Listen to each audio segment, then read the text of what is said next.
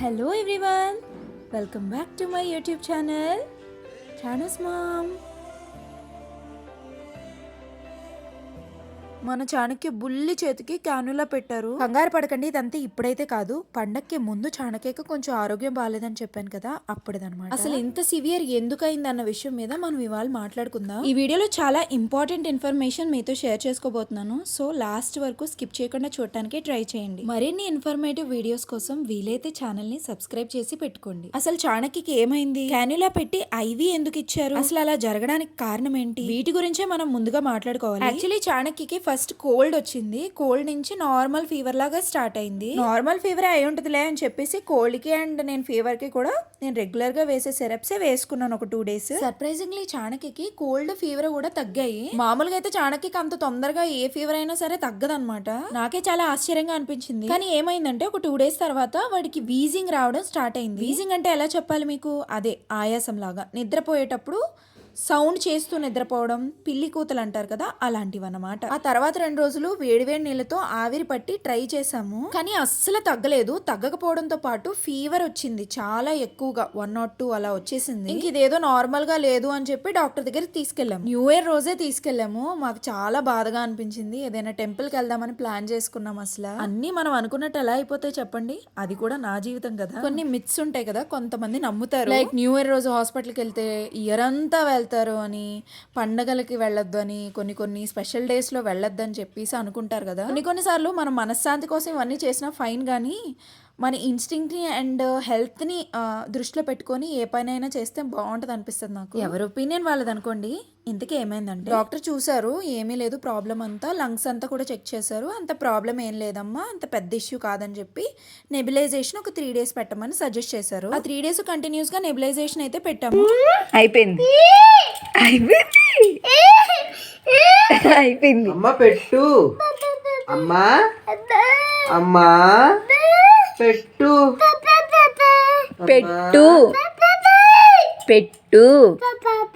Normal వేడి నీళ్ళతో ఆవిరి అస్సలు పట్టలేదు. ఈ నెబిలైజర్ వల్ల మాకు కాస్త ఈజీ అయ్యింది. ఇంకొక విషయం చెప్పాలి, నెబిలైజర్ లో వాటర్ వేసి డైరెక్ట్ గా మనం ఆవిరి పట్టకూడదు. మన పిల్లలకున్న హెల్త్ ఇష్యూని బట్టే డాక్టర్ కూడా మెడిసిన్ సజెస్ట్ చేస్తారు. అవి వేసి మాత్రమే నెబిలైజర్ ని వాడాలి. డైరెక్ట్ గా ఆవిరి పట్టేందుకు నెబిలైజర్ ని వాడకూడదు. ఆ 3 days ఆవిరి పట్టాము, అంత బానే ఉంది అనుకున్నాము. నిజం చెప్పాలంటే తగ్గింది కూడా. 2 days బానే ఉన్నాడు. ఆ 2 days తర్వాత మళ్ళీ హై ఫీవర్ వచ్చేసింది. లైక్ 103, 104 ఉంది. నైట్ కి నైటే సడన్ గా వచ్చింది ఫీవర్. వెంటనే డాక్టర్ కాల్ చేసి హాస్పిటల్ కి వెళ్ళిపోయాము. డాక్టర్ దగ్గరికి వెళ్ళడానికంటే ముందు చాణక్యలో నాకు ఒక విషయం చాలా ఆడ్ గా అనిపించింది. అందుకంటే ముందు ఒకసారి వీడియో అయిపోయిందా చెప్పు. అయిపోయింది, చాలు, ఇంకా చాలు, ఇనఫ్, ఇంకా చాలు. అమ్మ గుడ్ నైట్ చెప్పేసి గుడ్ నైట్ అమ్మా. Good night Chanakya.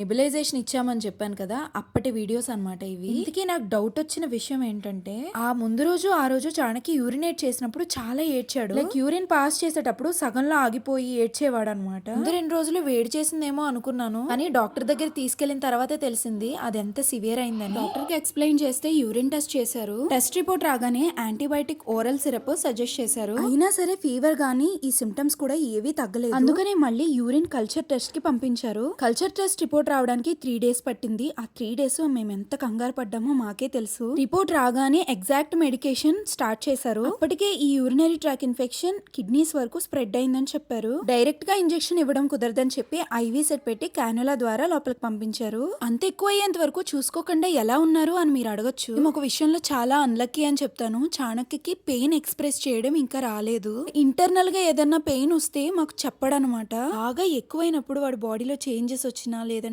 ఫేస్ లో ఇరిటబిలిటీ ఏమన్నా ఉంటే గమనించుకుంటాము. ఇదంతా మీకు ఎందుకు చెప్తున్నానంటే, స్పెషల్ నీడ్స్ కిడ్సే కాదు, నార్మల్ కిడ్స్ కూడా కొంతమంది పెయిన్ ఎక్స్ప్రెస్ చెయ్యరు. మనమే జాగ్రత్తగా గమనించుకోవాలి. ఈ ఫోటో అయితే నవంబర్ అప్పుడుది. జస్ట్ 1 month గ్యాప్ లో, ఇంకా తక్కువే అనుకుంటా, చాణక్య 1.5 kg తగ్గాడు. ట్రీట్మెంట్స్ అండ్ యాంటీబయాటిక్ మెడికేషన్ వల్ల చాణక్య చాలా చాలా హైపర్ అవుతాడు. తెలిసినా కూడా కొన్ని పరిస్థితుల్లో మాకు తప్పట్లేదు. Health is more important than anything కదా. ఈ వీడియో ఎందుకు షేర్ చేశానంటే, చాణక్య హ్యాపీనెస్ లోనే కాదు, వాడు ఎప్పుడు బాధపడినా వాడు ఎప్పుడు స్ట్రగుల్ అయినా సరే వాళ్ళ అమ్మమ్మ తాత పక్కనే ఉంటారు. పండక్కి మేము అక్కడికి వెళ్లేదని వీడికి బాలేదని వాళ్లే వచ్చేసారు అన్ని వదులుకొని. మన హ్యాపీనెస్ లో తోడుండే వాళ్ళకంటే మన బాధల్లో పక్కన ఉండేవాళ్ళు మనకు చాలా చాలా ఇంపార్టెంట్. అలా ప్రతి ఒక్కరి లైఫ్ లో ఎవరో ఒకరు ఉండాలని మనస్ఫూర్తిగా కోరుకుంటున్నాను. And this is it for the video guys. ఈ వీడియో ఇన్ఫర్మేటివ్ అని మీరు ఫీల్ అయితే please consider subscribing my channel.